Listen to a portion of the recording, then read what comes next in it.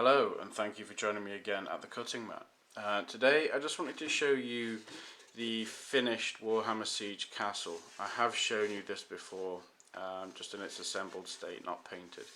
And I wanted to show you this because I got a real kick out of it. I consider myself a bit of a collector.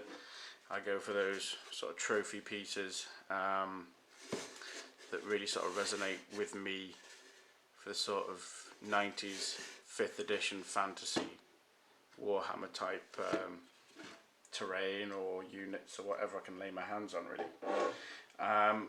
And sometimes they're rewarding.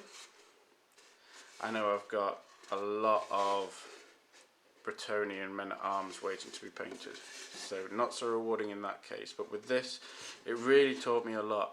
So I bought this for myself as a bit of a Christmas present from me to me, because I love me. And I put it all together, filled in all the gaps with green stuff, and then I panicked. I was really intimidated by this. I'm not a big terrain painter. I can spend hours on a character model, but to be presented with something with this much surface area, which is why I'm just showing you every piece that there is, but the amount of surface area that there is, I didn't know what to do. So I looked online, I found some hints and tips and things, and I found a way of doing it to achieve the sort of result that you're seeing here, which I think is pretty decent. I'm happy with how it came out. I'll walk you through how I did it and how I did it on a budget as well. I didn't want to break the bank on this project. I just wanted to be able to achieve a good standard and learn how to do it without being stupid with the money, right? There might be more to come, there might be more terrain pieces, so I wanted to figure out how to do it on the cheap. So first thing was I based these pieces. So I sprayed them with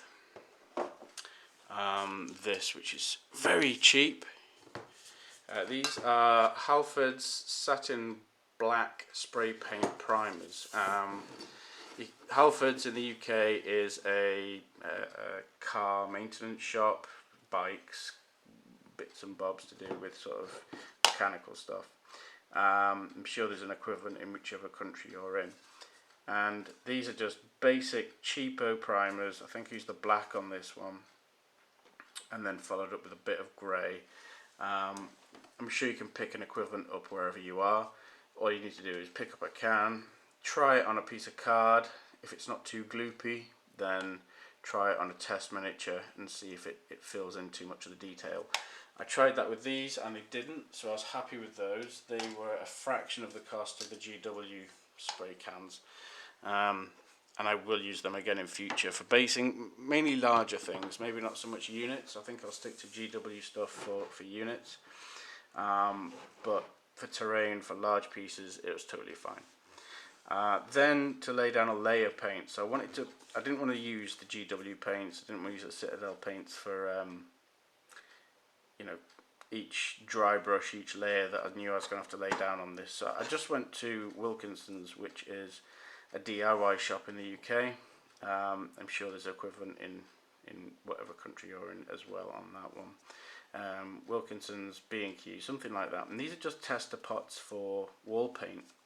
And all they took was a few drops of water and then just a quick shake just to take the edge off, the glossiness, the gloopiness. Just literally a couple of drops is all it took. And then I quickly decided which is going to be my base, highlight, and then extra highlight just to bring out the detail on those. So these tester pots worked brilliantly for that, and I'm sure you could adapt that for whatever you're painting too. If you're painting a house or some green terrain, some grass, you could find a tester pot that will match close enough to what you're looking for. I'm sure there's a goblin green that Wilkinson sell. You can find it. I also created my own washes because I didn't want to run Agrax Earthshade and Nuln Oil all over these. I didn't know how much that would take. So I wanted to create my own washes, and that I found some tutorials online. You can mix some matte medium and some inks. So black, you only need black for Nuln Oil, and then for Agrax Earthshade it's a mix of black and brown inks. I'll post a link in the description as to what I followed for the recipe for this, and then a little bit of flow improver, which is just a couple of drops, 4 drops of washing up liquid and some tap water. It's the same stuff I use to clean out my airbrush, so I'm pretty sure you've got the same stuff to hand as well. So you just add a few drops of that to a quantity of this, and then you add black and brown according to what you want to achieve, Nuln Oil or Agrax Earthshade, and then you measure it out in one of these jugs using like a pipette type thing. And what I learned was, so that the tutorial that I'll post in the description is very much like a recipe. You have to follow this exact recipe, and if you don't, then it's wrong. What I would say is take it as a guide, a rough guide.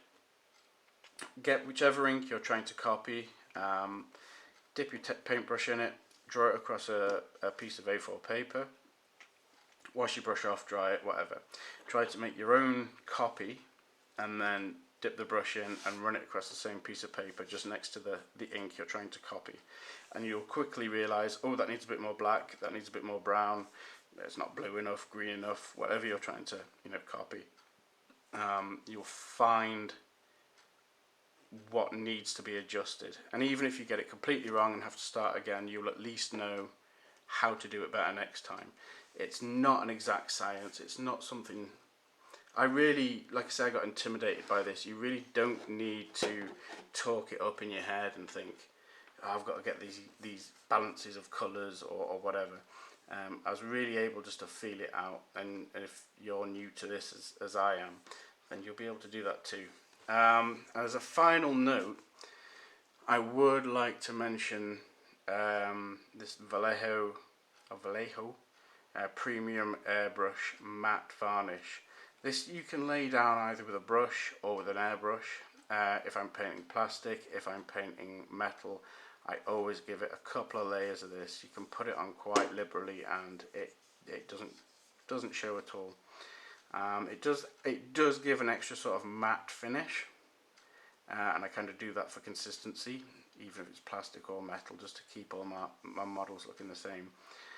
But for the protection it gives and the difference that it makes, this stuff is definitely worth it.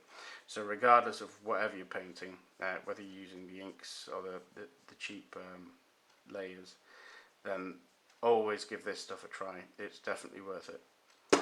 So yeah, that was really it. I just wanted to share with you what this piece had taught me, and I enjoyed learning what could be done. To follow up on this video, I think I will maybe be showing a Skeleton Warrior unboxing, and I've been painting some Graveguard, or I will be painting some Graveguard very soon. So hopefully I can do a follow-up video on that as well. So until then, thank you for watching, and I'll see you again at the cutting mat. Thank you. Goodbye.